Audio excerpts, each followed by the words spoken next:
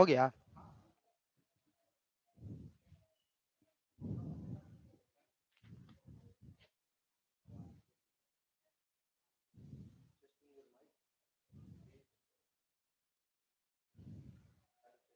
Hello hello.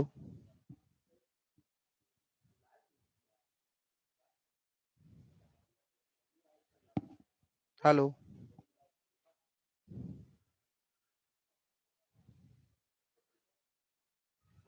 Hello.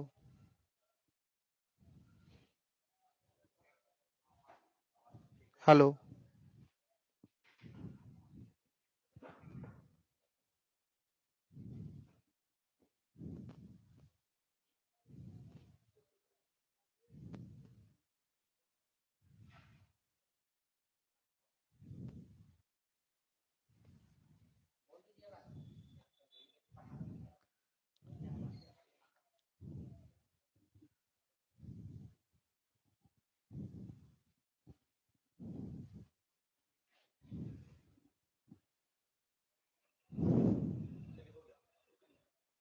MNL लिखा है।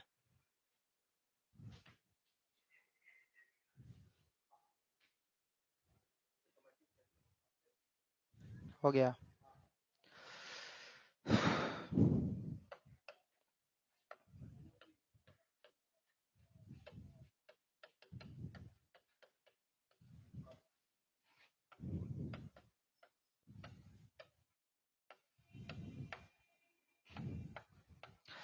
कल के लिए आपका आवश्यक सूचना कुछ है। कल शाम 5 बजे से आपका हिंदी का क्लास होगा।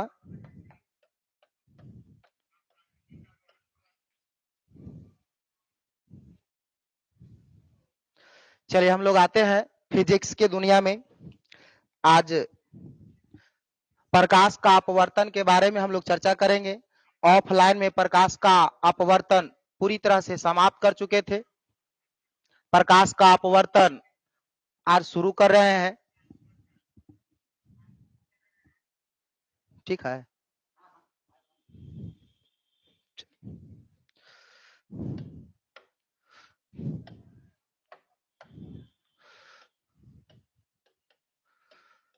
प्रकाश का अपवर्तन, ध्यान दीजिए, फिजिक्स के यह सेकेंड लेसन है और बहुत महत्वपूर्ण लेसन है।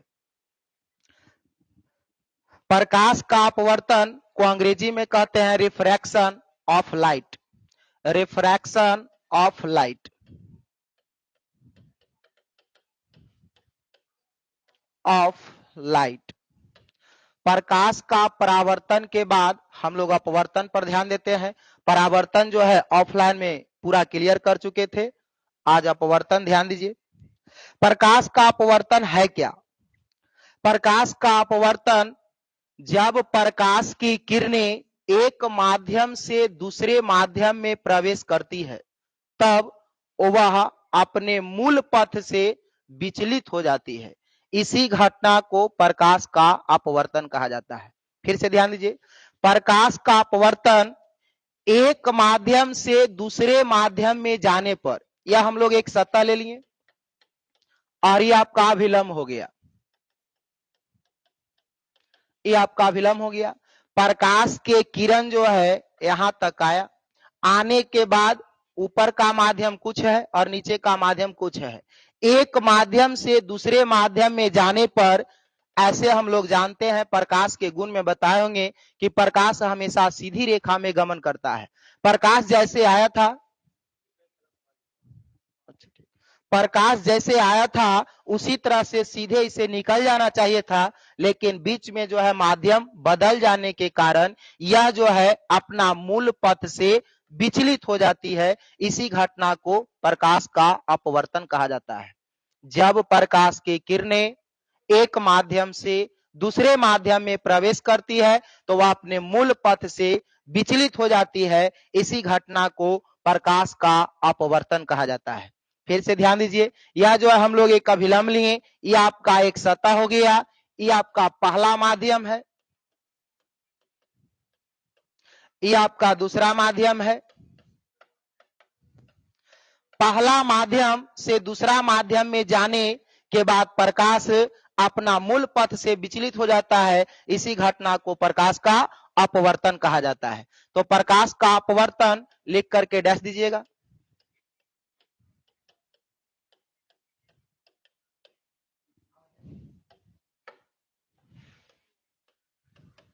ठीक है, प्रकाश का अपवर्तन लिख करके डैश दीजिए। लिखिए, जब प्रकाश की किरणें एक माध्यम से दूसरे माध्यम में प्रवेश करती है, जब प्रकाश की किरणें एक माध्यम से दूसरे माध्यम में प्रवेश करती है, तब जब प्रकाश की किरणें एक माध्यम से दूसरे माध्यम में प्रवेश करती है, तब वह अपने मूल पथ से विचलित हो जाती है। तब वह अपने मूल पथ से विचलित हो जाती है। इसी घटना को प्रकाश का अपवर्तन कहा जाता है। इसी घटना को प्रकाश का अपवर्तन कहा जाता है। इसी घटना को प्रकाश का अपवर्तन कहा जाता है। फिर से ध्यान दीजिए, जब प्रकाश की किरणें एक माध्यम से दूसरे माध्यम में जाती है, तब वह अपने मूल पथ से विचलित हो जाती है। इसी घटना को प्रकाश का अपवर्तन कहा जाता है। फिर से मिला लीजिए, जब प्रकाश की किरणें एक माध्यम से दूसरे माध्यम में प्रवेश करती है, तब वह अपने मूल पथ से विचलित हो जाती है। इसी घटना को प्रकाश का अपवर्तन कहा जाता है।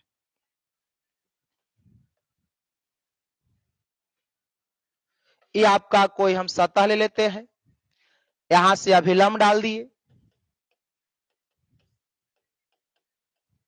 ये आपका अभिलंब हो गया।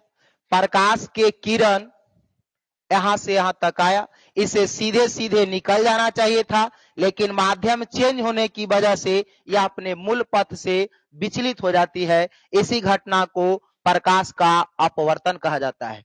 यह आपका हो गया पहला माध्यम, ये आपका हो गया दूसरा माध्यम। पहला माध्यम का अपवर्तनांक ले लेते हैं μ1, दूसरा माध्यम का अपवर्तनांक ले लेते हैं μ2। आने वाला प्रकाश की किरण को आपतित किरण कहते हैं। आने वाला प्रकाश के किरण को आपतित किरण कहते हैं। जाने वाला प्रकाश के किरण को निर्गत किरण या अपवर्तित किरण कहा जाता है। अपवर्तित किरण या निर्गत किरण। आने वाला किरण और अभिलंब के बीच बना कोण को आपतन कोण कहा जाता है, जिसे छोटका आई से सूचित किया जाता है। ये आपका हो गया आपतन कोण। जाने वाला किरण और अभिलंब के बीच बना कोण को अपवर्तन कोण कहते हैं और अपवर्तन कोण को छोटका आर से सूचित किया जाता है।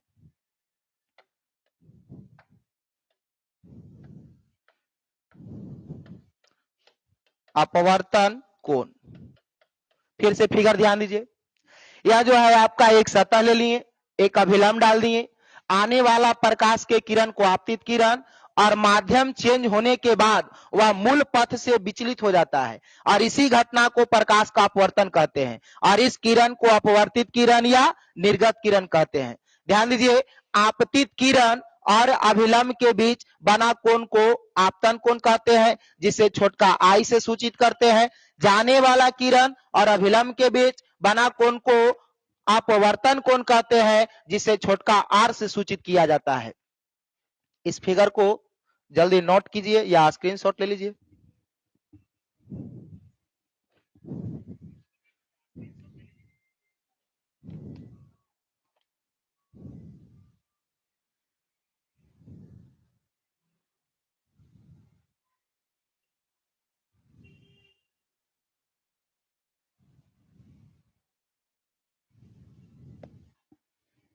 चलिए हम लोग आगे बढ़ते हैं।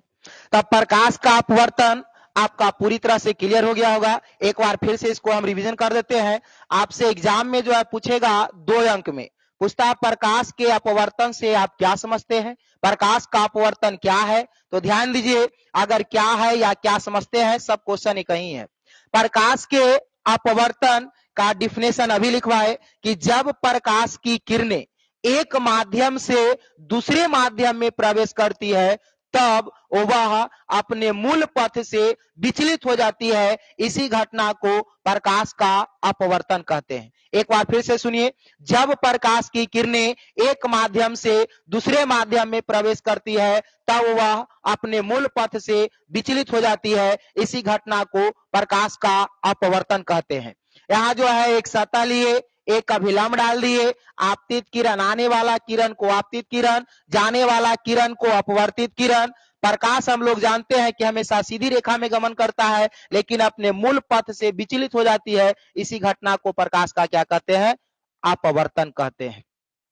चलिए, अगर एग्जाम में पूछता है तो डिफिनेशन और फिगर दोनों अगर आप बनाते हैं तब आपको पूरा 2 अंक 2 नंबर में रहेगा तो 2 नंबर मिलेगा, 3 नंबर में रहेगा तो 3 नंबर मिलेगा, लेकिन रहेगा 2 नंबर में। चलिए आगे देखते हैं। इसमें जो है अभी बताए कि मूल पथ से विचलित हो जाती है। सवाल यह है कि क्या जब प्रकाश के किरण जो है उसे हम एक माध्यम से दूसरे माध्यम में लाएंगे तो क्या हमेशा अभिलंब की ओर मुड़ेगा? नहीं, हमेशा जो है वह अभिलंब की ओर नहीं। कोई अभिलंब से अभिलंब की ओर मुड़ता है तो कोई जो है अभिलंब से दूर भी भागती है। लेकिन यहाँ सवाल है कि कब अभिलंब से दूर भागेगा और कब अभिलंब की ओर मुड़ेगा। थोड़ा सा ध्यान दीजिए, आपका यह भी क्लियर हो जाएगा। आपको ऑब्जेक्टिव में यह प्रश्न पूछता है कि कब अभिलंब की ओर मुड़ेगा और कब अभिलंब से दूर भागता है। ध्यान दीजिए, हम लोग जब प्रकाश के किरण को अगर सघन माध्यम से अगर विरल माध्यम में प्रवेश कराते हैं तब वहां जो है प्रकाश के किरण अभिलंब से दूर भागती है। अगर प्रकाश के किरण सघन माध्यम से विरल माध्यम में अगर प्रवेश करती है तब जो है प्रकाश के किरण अपवर्तन के बाद अभिलंब से कहां भागेगी, दूर भागेगी। अगर विरल माध्यम से सघन माध्यम में प्रवेश करती है तब प्रकाश के किरण जो है वह अपवर्तन के बाद अभिलंब की ओर मुड़ती है। ध्यान दीजिए, बहुत सारा बच्चा का यह कंफ्यूजन होता है, तो इसको स्टार पॉइंट में पहले नोट कीजिएगा कि जब प्रकाश की किरणें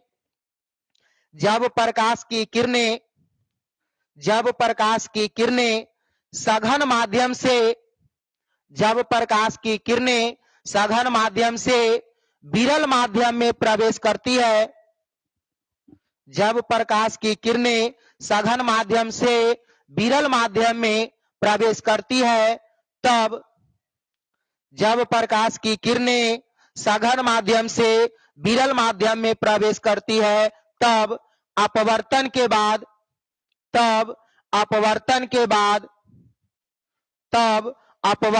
बाद अभिलंब से दूर भागती है। तब अपवर्तन के बाद अभिलंब से दूर भागती है। ध्यान दीजिए, अभी बताएं सघन माध्यम और विरल माध्यम। सघन माध्यम किसको कहते हैं और विरल माध्यम किसको कहते हैं? ध्यान दीजिए, जैसे मान लिया जाए सपोज दैट हम 1 केजी चावल लिए, 1 केजी चावल लिए और इसको जो है एक थाली में रखें। किस में रखें? एक थाली में। इस थाली में जो है चावल को पसार दिए और यही 1 केजी चावल जो है इसको एक बड़ा सा कमरा में लिए और पूरा कमरा में इसको फैला दिए। ध्यान दीजिए, सघन किसको कहेंगे और विरल किसको कहेंगे? 1 केजी चावल है और उसको एक थाली में जो है का किए पसार दिए और वही 1 केजी चावल को अब क्या कर रहे हैं कि एक बड़ा कमरा में, पूरा कमरा में फर्श पर उसको क्या किए, बिछा दिए, फैला दिए। 1 केजी चावल को ये पूरा कमरा में जो है इसको फैला दिए। ध्यान दीजिए, 1 केजी चावल है उसको एक थाली में का किए छितार दिए और एक कमरा है, कमरा के फर्श पर वही 1 केजी चावल को पूरा कमरा में उसको फैला दिए। अब यहां पर बताइए कि ये जो थाली में जो चावल है उसका जो माध्यम होगा वो कैसा होगा और पूरा कमरा में जो चावल फैला हुआ है उसका माध्यम कैसा होगा। तो यह जो है पता चलेगा कि अधिक सघन है और यह जो है आपका कम सघन होगा। है ना। तो इसकी अपेक्षा कहेंगे कि यह सघन माध्यम हुआ और ये क्या हो गया आपका विरल माध्यम हो गया। एक के पूरा कमरा में 1 केजी चावल को छीट दिए या फैला दिए या छितार दिए, तो यह 1 केजी चावल थाली में जो छितारे, इसकी अपेक्षा यह जो है आपका विरल माध्यम होगा और यह है आपका सघन माध्यम होगा। चलिए दूसरा एग्जांपल देखते हैं। किसी बुजुर्ग व्यक्ति को देखे होंगे सर की बाल, और एक यंग व्यक्ति का देखे होंगे सर की बाल। उसमें जो है यंग व्यक्ति की अपेक्षा बुजुर्ग व्यक्ति का जो बाल है वह क्या होता है, यंग व्यक्ति के सिर का जो बाल है उसके अपेक्षा एक बुजुर्ग व्यक्ति के सिर का बाल क्या होगा, विरल होगा। विरल माध्यम होगा बुजुर्ग व्यक्ति के सिर का बाल, और सघन माध्यम होगा किसका, एक युवा यंग व्यक्ति के सिर का बाल। तो उसी तरह से जो घना है उसको सघन कहेंगे और जो कम घना है उसको विरल कहेंगे। चलिए सघन विरल तो आपको क्लियर हो गया। जैसे एक गरीब व्यक्ति के पास पैसा की बात किया जाए तो गरीब व्यक्ति जो है क्या है, अमीर व्यक्ति की अपेक्षा कम सघन है अर्थात विरल हो गया, और अमीर व्यक्ति के पास पैसा अधिक है तो वह आपका सघन माध्यम हो गया। चलिए हम लोग यहाँ आते हैं, सघन विरल तो क्लियर हो गया होगा।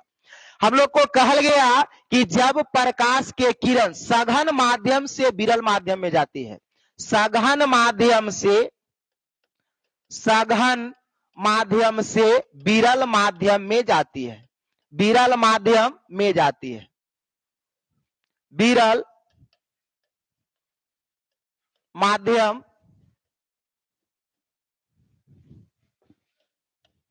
विरल माध्यम में जाती है, तब ये पॉइंट अभी हम आपको लिखवा दिए हैं। जब प्रकाश की किरणें सघन माध्यम से विरल माध्यम में जाती है तो वह जो है अपवर्तन के बाद अभिलंब से क्या होता है, दूर भागती है। ध्यान दीजिए, ये आपका हो गया अभिलंब, ये आपका क्या हो गया अभिलंब। यह जो है हम एक सतह ले लिए, यह क्या ले लिए, एक सतह ले लिए। यहां से प्रकाश के किरण जो है आ रहा है, आने वाला प्रकाश के किरण को आपतित किरण कहेंगे। प्रकाश का गुण है कि वह हमेशा सीधी रेखा में गमन करता है, लेकिन माध्यम चेंज होने के कारण यह जो है अभिलंब से क्या होगा, दूर, यानी अपना मूल पथ से विचलित होता है। इस घटना को अपवर्तन कहते हैं। लेकिन यहाँ पहला माध्यम आपका सघन है, दूसरा माध्यम विरल है। अगर सघन से विरल में जाएगा तब प्रकाश जो है अपवर्तन के बाद अभिलंब से दूर भागती है, अभिलंब से दूर भागती है। तो आने वाला किरण को अभी बताए कि आपतित किरण कहते हैं, आने वाला किरण को आपतित किरण, जाने वाला किरण को अपवर्तित किरण, आने वाला किरण को आपतित किरण, जाने वाला किरण को अपवर्तित किरण। ये आपका सतह हो गया, ये आपका अभिलंब हो गया। ये पहला माध्यम आपका सघन माध्यम है, दूसरा माध्यम आपका विरल माध्यम है। सघन माध्यम का अपवर्तनांक म्यू1 ले लेते हैं, विरल माध्यम का अपवर्तनांक म्यू2 ले लेते हैं। आने वाला किरण और अभिलंब के बीच बना कोण को आपतन कोण कहते हैं, इसको सूचित किया जाता है छोटका आई से। जाने वाला किरण और अभिलंब के बीच बना कोण को अपवर्तन कोण कहते हैं, और अपवर्तन कोण को सूचित किया जाता है छोटका आर से। चलिए ध्यान दीजिए, जब प्रकाश की किरणें सघन माध्यम से विरल माध्यम में जाती है तब अपवर्तन के बाद ये किरणें अभिलंब से कहां भागती है, दूर भागती है। आपसे ऑब्जेक्टिव में पूछेगा कि जब प्रकाश की किरणें सघन माध्यम से विरल माध्यम में जाती है तब ऑप्शन रहेगा 4 गो, अभिलंब की ओर मुड़ती है, अभिलंब से दूर भागती है, दोनों, इनमें से कोई नहीं। आपका टिक जो है लगेगा कहां, अभिलंब से दूर भागती है। बहुत सारा बच्चा को ये कंफ्यूजन होता है, लेकिन आज जो है ये कंफ्यूजन आपका दूर हो जाएगा। पहले आपको हम पूरा तरह से बताते हैं, उसके बाद जो है इसका एक ट्रिक बताएंगे जिससे आपको आसानी से ये याद रहेगा। चलिए ध्यान दीजिए, तो जब प्रकाश के किरण सघन माध्यम से विरल माध्यम में जाती है तब वह जो है अभिलंब से, अपवर्तन के बाद ये किरणें अभिलंब से दूर भागती है। यह पॉइंट लिखवा चुके हैं, इसका नीचे फिगर बना लीजिए।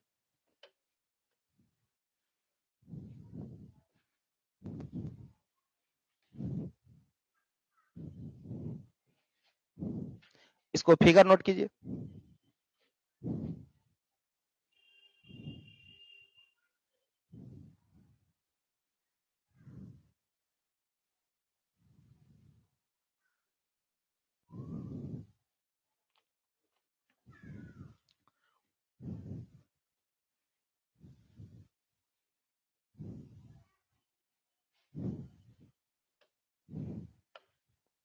चलिए हम लोग आगे बढ़ते हैं सेकेंड पॉइंट में। सेकेंड पॉइंट है कि जब पहला पॉइंट हम लोग देखें कि जब प्रकाश की किरण जो है सघन माध्यम से विरल माध्यम में जाएगा तो एक किरणें अपवर्तन के बाद जो अभिलंब से कहां भागती है, दूर भागती है। अब यह भी बात है कि सघन से विरल में गया, विरल से जब सघन में जाएगा तो क्या होगा।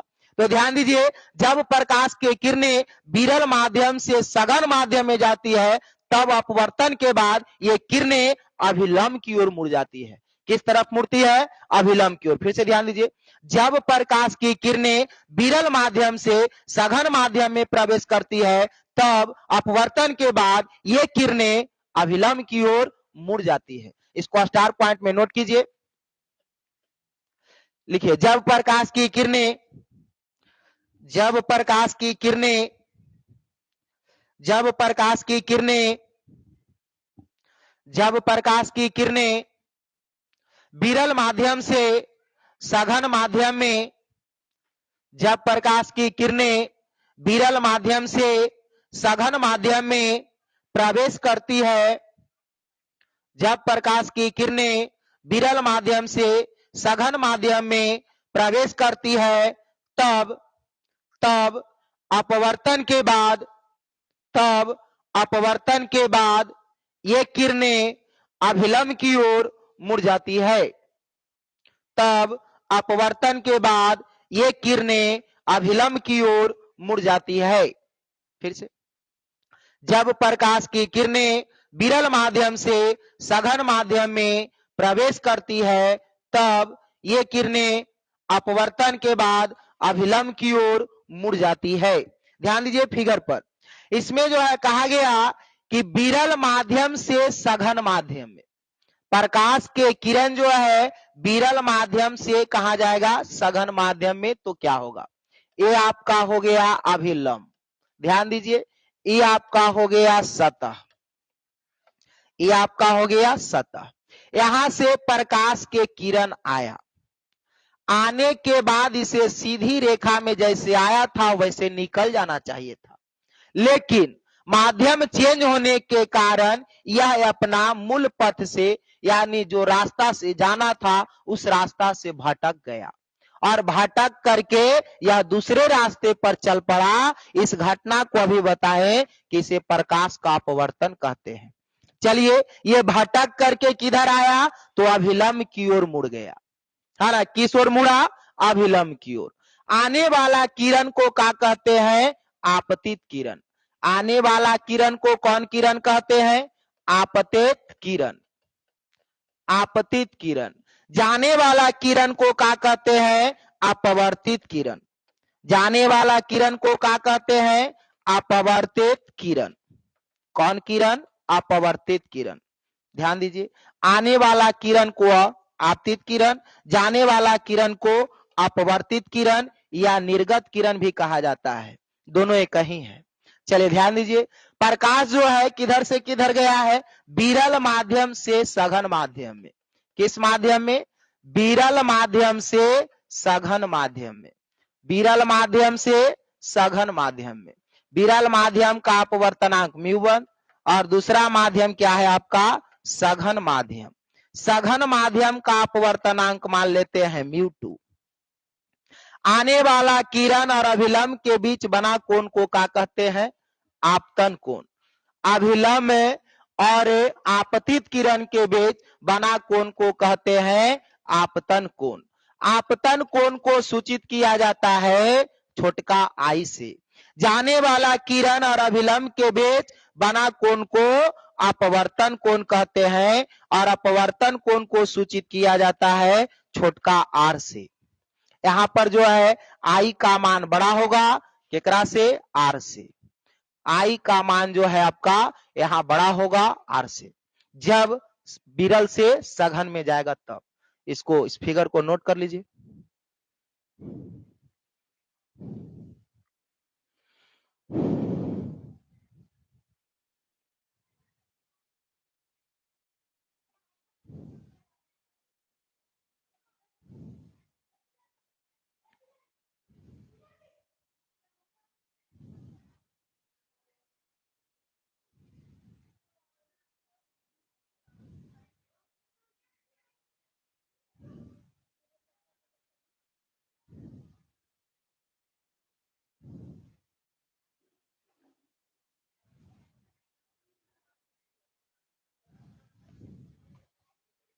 चलिए हम लोग आगे आते हैं।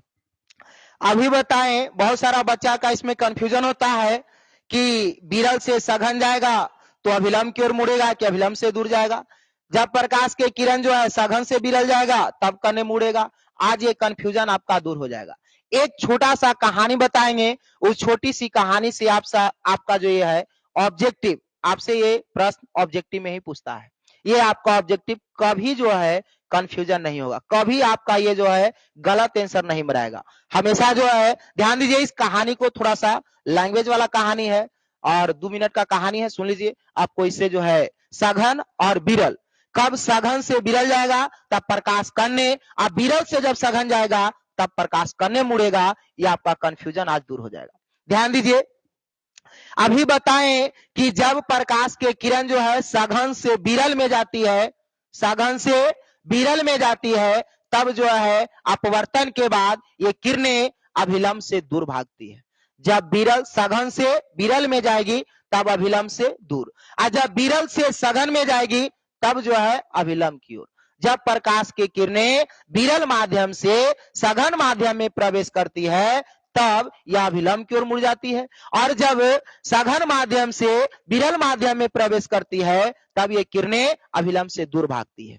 ध्यान दीजिए, ये कंफ्यूजन आपका दूर हो जाएगा। अभी तो बता दिए हैं तो याद रहेगा, लेकिन 2-3 दिन के बाद जो अगर आपसे कोई पूछे तो आप जो है इसमें कंफ्यूज आ जाइएगा। कंफ्यूजन आपका होगा कि अरे सघन से विरल अभिलंब की ओर कि अभिलंब से दूर, है ना। ये जो है आपका एक छोटा सा कहानी है, थोड़ा सा ध्यान दीजिए। अभी हम एक एग्जाम्पल बताए थे विरल माध्यम का और सघन माध्यम का। विरल माध्यम यानी कहे थे कि अगर कोई गरीब आदमी है तो पैसा से विरल है, अगर कोई अमीर आदमी है तो वो पैसा से सघन है ना। जिसके पास ढेर सारा रुपया है तो वो सघन माध्यम हो गया, यानी पैसा से सघन हो गया। कोई गरीब आदमी है, उसके पास पैसा कम है तो वह विरल माध्यम हो गया, पैसा से विरल माध्यम हो गया। चलिए ध्यान दीजिए, छोटा सा कहानी है, थोड़ा सा ध्यान दीजिएगा। अभिलंब को मानिए ससुराल, अभिलंब जो है इसको आप मान लीजिए ससुराल। यह जो है ससुराल, अभिलंब का मतलब ससुराल, है ना। थोड़ा सा ध्यान दीजिए, ज्यादा एक्साइटमेंट होने की जरूरत नहीं है। इस कहानी से आपको जो है कंफ्यूजन ये ऑब्जेक्टिव में आपका जीवन भर के लिए दूर हो जाएगा। अभिलंब को मान लीजिए आप ससुराल, अभिलंब का मतलब ससुराल। सघन का मतलब मान लीजिए अमीर आदमी, सघन माध्यम का मतलब अमीर, और विरल माध्यम का मतलब गरीब। ये 3 वर्ड आपको याद हो गया होगा। विरल का मतलब गरीब, सघन का मतलब अमीर, और अभिलंब का मतलब ससुराल। चलिए आप कहानी स्टार्ट करते हैं।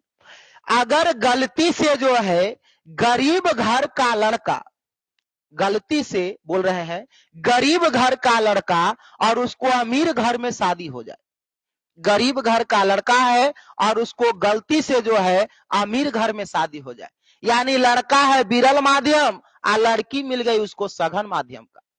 यानी अभी बताए कि विरल का मतलब गरीब और सघन का मतलब अमीर, तो गरीब घर का लड़का और अमीर घर में उसको शादी हो जाए तो आप ही बताइए कि ज्यादा कहां रहना पसंद करेगा, वो किस तरफ ज्यादा आकर्षित होगा, ससुराल की ओर आकर्षित होगा कि ससुराल से दूर भागेगा। गरीब घर का लड़का है, अमीर घर में अगर उसे शादी हो जाए तो अमीर घर में अगर शादी हो और ससुराल में जाए तो उसे इज्जत, सेवा, सत्कार, खाना पीना, सब कुछ, रहना उठना बैठना, सारा चीज उसे बढ़िया बढ़िया मिलेगा। वह जो है ज्यादा ससुराल में रहना पसंद करेगा कि ना, अरे ज्यादा रहना पसंद करेगा कि ना। यानी अभिलंब की ओर सटर रहेगा, यानी ससुराल की ओर सटा हुआ रहेगा। तो जब प्रकाश के किरण विरल माध्यम से अगर सघन माध्यम में जाती है तो याद रखना हो गरीब घर का लड़का अमीर घर में ब्याह हो गया तो ज्यादा कहाँ रहेगा, ससुराल की ओर सटा हुआ रहेगा कि ना। यानी ससुराल किसको कहे हैं, अभिलंब को। अभिलंब का मतलब ससुराल, यानी वह जो है ससुराल की ओर ज्यादा आकर्षित रहेगा, ससुराल में रहना ज्यादा पसंद करेगा, यानी अभिलंब की ओर वह किरण मुड़ेगा। किस ओर मुड़ेगा, अभिलंब की ओर। पहला कहानी से आपका यह जो है क्लियर हो गया होगा कि जब प्रकाश की किरणें विरल माध्यम से सघन माध्यम में जाएंगे तब अभिलंब की ओर या अभिलंब से दूर या परिवर्तित या इनमें से कोई नहीं। तब तुम्हें यह कहानी याद रहना चाहिए कि विरल से सघन यानी गरीब घर के लड़का अमीर घर में ब्याह हो गया, ज्यादा कहाँ रहना पसंद करेगा, तो ससुराल की ओर यानी अभिलंब की ओर। आपका आंसर कौन होगा, अभिलंब की ओर।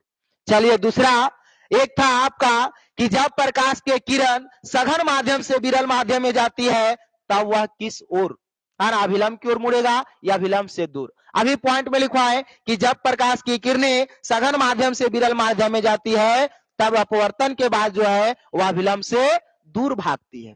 चलिए इस पर कहानी ध्यान दीजिए। अभी बताए अभिलंब को क्या मानना है, ससुराल। विरल का मतलब गरीब, सघन का मतलब अमीर। अब ध्यान दीजिए हमको कहां से कहां जाना है, सघन से विरल।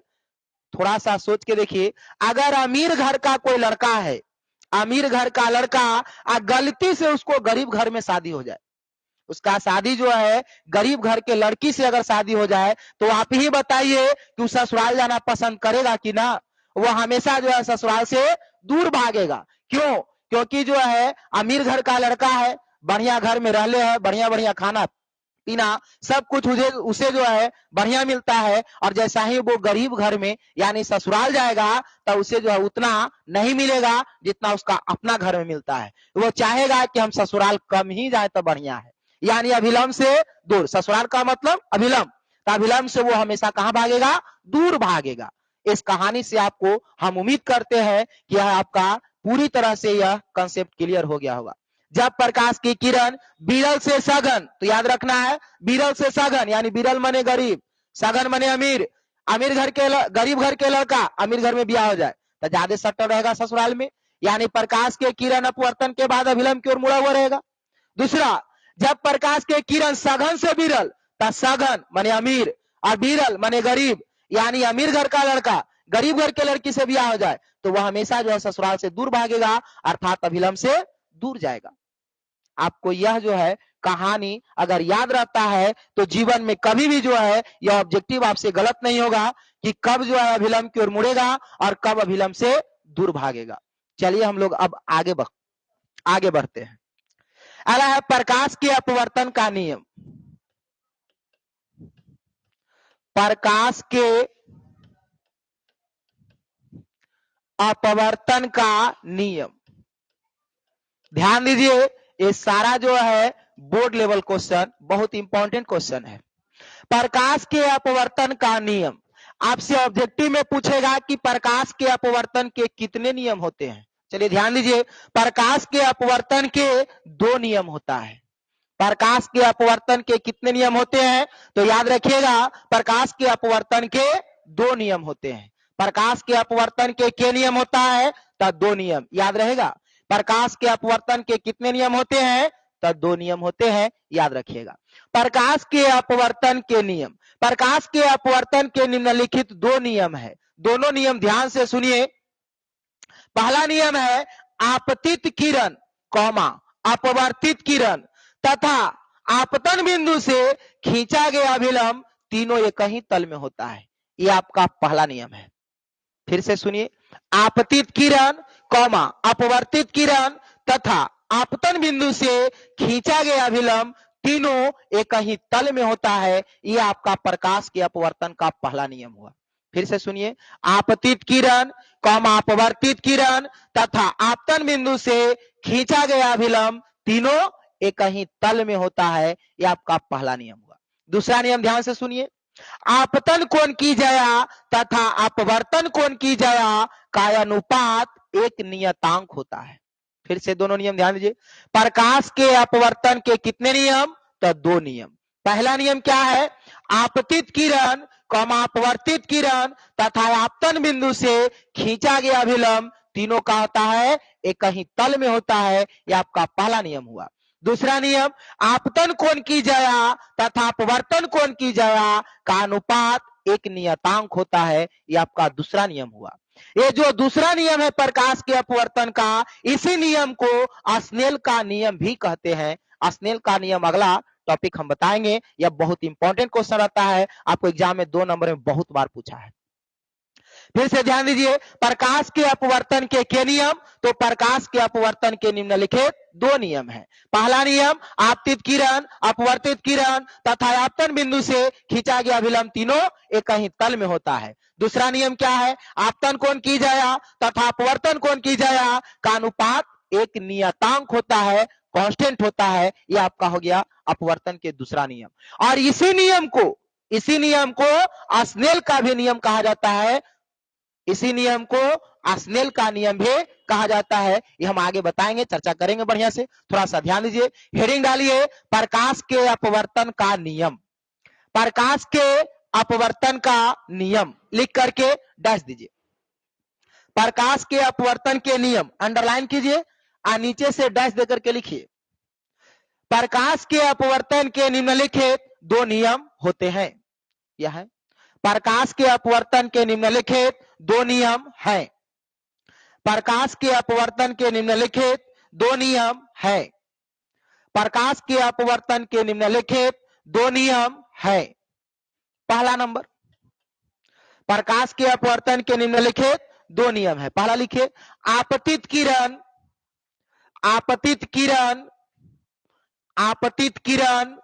कॉमा अपवर्तित किरण कॉमा अपवर्तित किरण तथा आपतन बिंदु से खींचा गया अभिलंब तीनों एक ही तल में होता है। फिर से, आपतित किरण कॉमा अपवर्तित किरण तथा आपतन बिंदु से खींचा गया अभिलंब तीनों एक ही तल में होता है। फिर से मिला लीजिए, आपतित किरण कॉमा अपवर्तित किरण तथा आपतन बिंदु से खींचा गया अभिलंब तीनों एक ही तल में होता है। चलिए दूसरा नियम लिखिए। दूसरा नियम, आपतन कोण की जया तथा अपवर्तन कोण की जया तथा अपवर्तन कोण की जया का अनुपात एक नियतांक होता है। आपतन कोण की जया तथा अपवर्तन कोण की जया का अनुपात एक नियतांक होता है।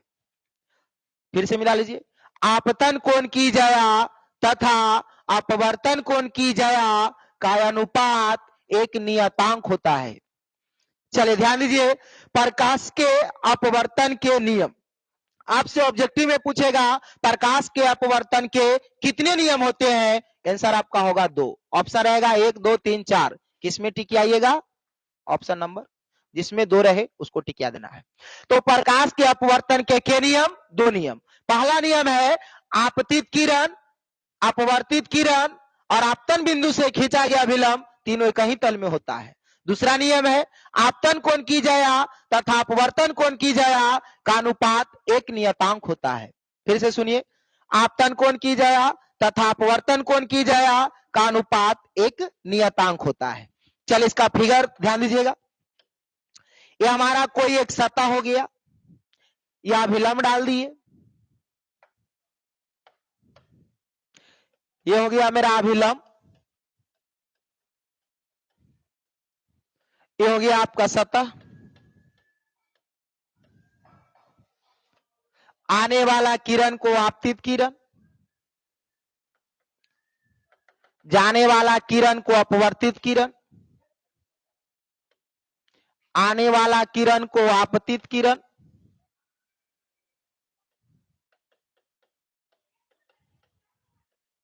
आपतित किरण, जाने वाला किरण को अपवर्तित किरण,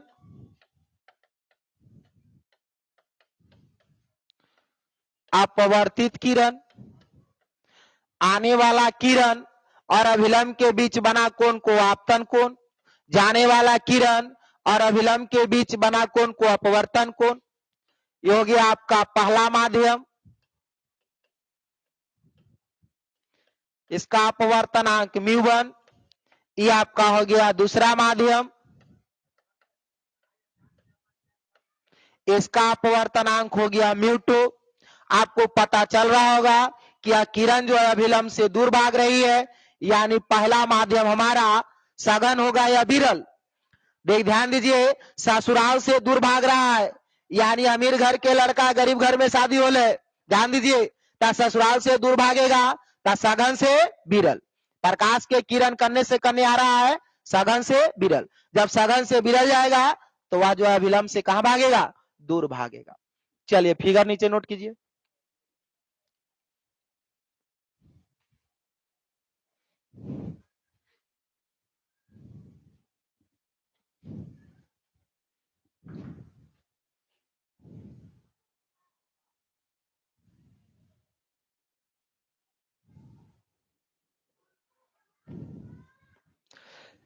चलिए स्क्रीनशॉट ले लीजिएगा, हम लोग आगे बढ़ते हैं। प्रकाश के अपवर्तन के नियम क्लियर हो गया।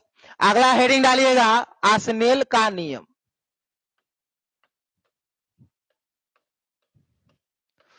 आसनेल का नियम बहुत इंपॉर्टेंट यह प्रश्न है, आपको बोर्ड में बहुते बार पूछा है 2 अंक में। ध्यान दीजिए, बहुत आसान है। अगर प्रकाश के अपवर्तन के नियम याद है तो आपको आसनेल का नियम भी याद हो जाएगा। ध्यान दीजिए कैसे, अभी बताएं।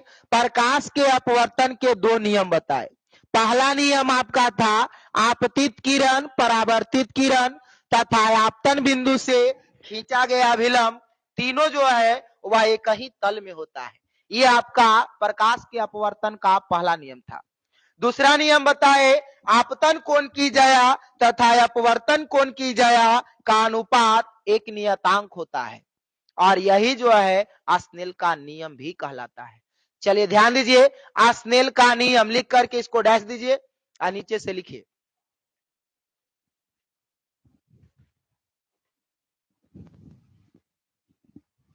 जब प्रकाश की किरणें जब प्रकाश की किरणें जब प्रकाश की किरणें एक माध्यम से दूसरे माध्यम में जाती है तब जब प्रकाश की किरणें एक माध्यम से दूसरे माध्यम में जाती है तब जब प्रकाश की किरणें एक माध्यम से दूसरे माध्यम में जाती है तब आपतन कोण की जया आपतन कोण की जया आपतन कोण की जया, जया लिखिएगा ऐसे आधा जया, आपतन कोण की जया तथा तथा अपवर्तन कोण की जया तथा अपवर्तन कोण की जया का अनुपात एक नियतांक होता है।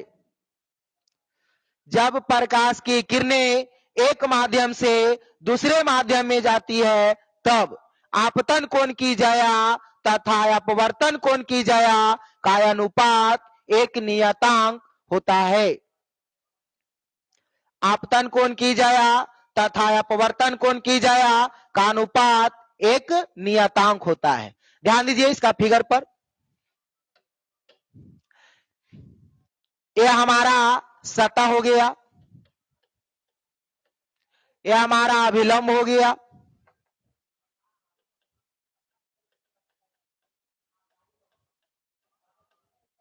यह अभिलंब हो गया।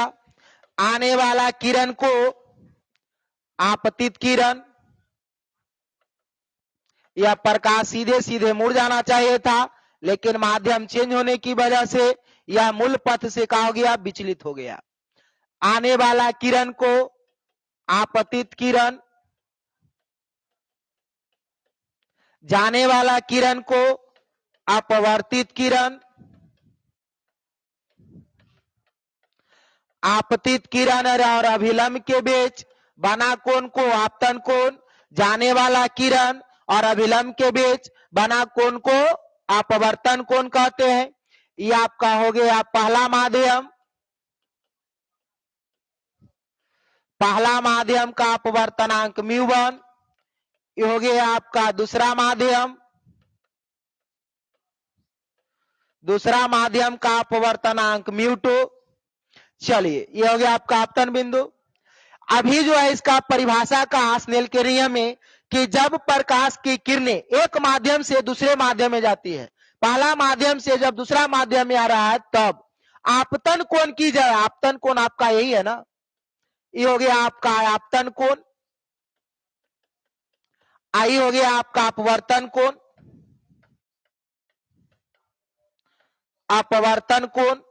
चलिए ध्यान दीजिए, अभी परिभाषा में लिखवा है कि जब प्रकाश की किरणें एक माध्यम से दूसरे माध्यम में जाती है, तब आपतन कोण की जया, आपतन कोण की जया, तो आपतन कोण की जया साइन को कहते हैं, साइन को हिंदी में होता है जया, साइन का हिंदी जया। तो आपतन कोण की जया यानी साइन आई, साइन आपतन ई जया हो गया और आई आपतन कोण हुआ। साइन का मतलब जया और आई का मतलब आपतन कोण, यानी आपतन कोण की जया तथा अपवर्तन कोण की जया काय अनुपात। तो अपवर्तन कोण की जया, जया का मतलब साइन और अपवर्तन कोण का मतलब आर। अपवर्तन कोण को सूचित कोची से करते हैं, आर से। तो हो गया आपका आर।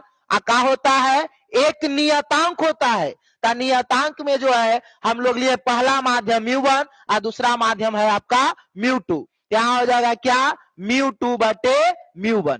आप इसे जो है हल कीजिएगा तो आपका एक संबंध बन जाएगा μ1 साइन आई बराबर μ2 साइन आर, μ1 साइन आई बराबर μ2 साइन आर। इस संबंध जो है इसे लिखवाए हैं ताकि आपका इससे न्यूमेरिकल भी जो है आपका आसानी से बन जाए। इससे आपका न्यूमेरिकल कभी कभी एग्जाम में पूछता है, अगर आपका पहला माध्यम का अपवर्तनांक दे दे, आपतन कोण दे दे, अपवर्तन कोण दे दे और कहे दूसरा का माध्यम का अपवर्तनांक निकालिए, तो आप इस सूत्र की सहायता से आसानी से ज्ञात कर सकते हैं। नहीं, अगर मान लिया जाए पहला माध्यम का अपवर्तनांक दे दे, आपतन कोण दे दे, दूसरा का माध्यम का अपवर्तनांक दे दे और आपसे पूछे अपवर्तन कोण का मान ज्ञात करें, यानी इसमें जो है आपको किसी तीन चर का मान दे दे और चौथा का मान पूछे तो आसानी से आप ज्ञात कर सकते हैं इस सूत्र की सहायता से। जहां μ1 क्या है, जहां μ1 हो गया आपका पहला माध्यम का अपवर्तनांक, पहला माध्यम का अपवर्तनांक। थोड़ा सा जगह कम है, इसको पहले आप इतना नोट कर लीजिए, जल्दी नोट कीजिए इसको।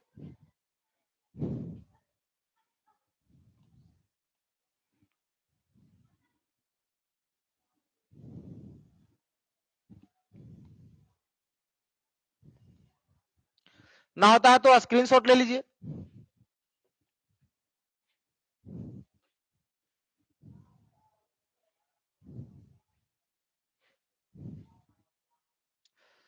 चलिए हम लोग आगे आते हैं, इसको थोड़ा सा मिटा देते हैं। जहां लिख लीजिए,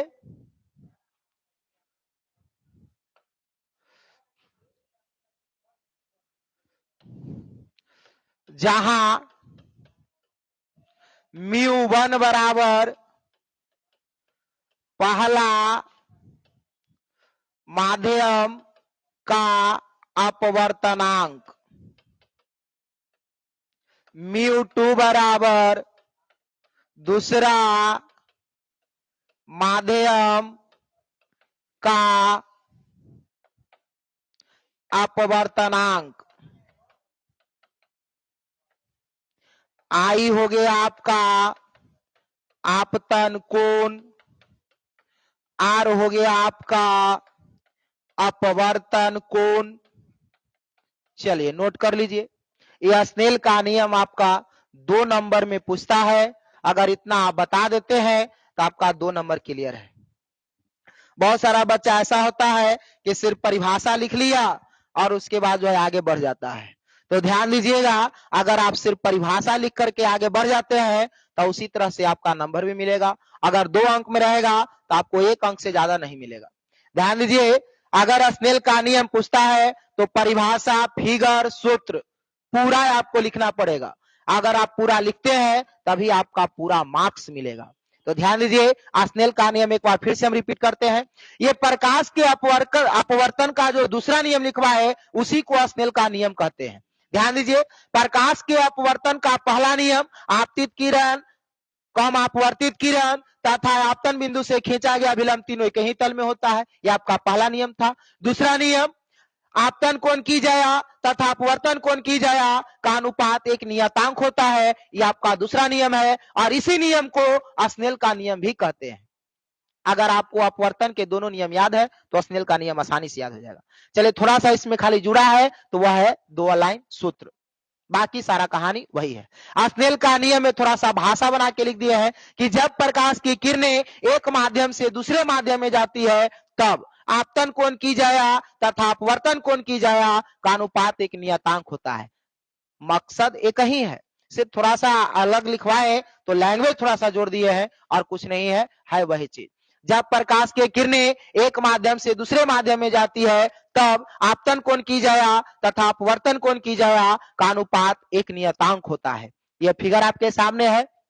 फिगर के बाद जो है अब ये सूत्र, परिभाषा के अनुसार आपतन कोण की जया, आपतन कोण आई है, जया का मतलब साइन, तो साइन आई, तथा अपवर्तन कोण की जया, अपवर्तन कोण आपका आर है और जया का मतलब साइन, तो साइन आर एक नियतांक होता है। तो वह नियतांक जो है पहला दूसरा माध्यम बटे पहला माध्यम लिए तो म्यू2 बटे म्यू1, तिरछा तिरछी गुना कर दिए, आपका एक व्यंजक मिल गया, म्यू1 साइन आई बराबर म्यू2 साइन आर। इस सूत्र की सहायता से आपको कभी कभी एग्जाम में जो है न्यूमेरिकल पूछता है और इस सूत्र की सहायता से आप आसानी से जो है न्यूमेरिकल बना सकते हैं।